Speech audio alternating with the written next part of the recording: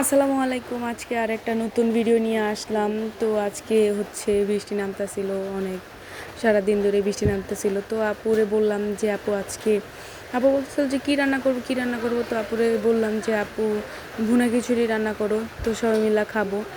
তো সবাই বোনেরা, 4 বোন একসাথে, 4 বোনের বাচ্চা কাচ্চা, হাজব্যান্ড সবাই একসাথে আজকে অনেক দিন ধরেই সবাই একসাথে হব হব বলে সবাই একসাথে হইলাম। দেন হচ্ছে তো বৃষ্টির ভিডিও নিলাম, একটু বৃষ্টি পড়তেছিল টিপ টিপ, সারাদিন বৃষ্টি নামতেছিল।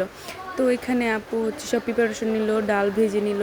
দেন 2 প্রকারের ডাল দিয়েছে, চাল ধুয়ে টুয়ে একসাথে রাখছে। দেন হচ্ছে এই তো কষাইলো মাংসটা, কষানোর পর হচ্ছে চাল ডাল সবই দিয়ে দিল।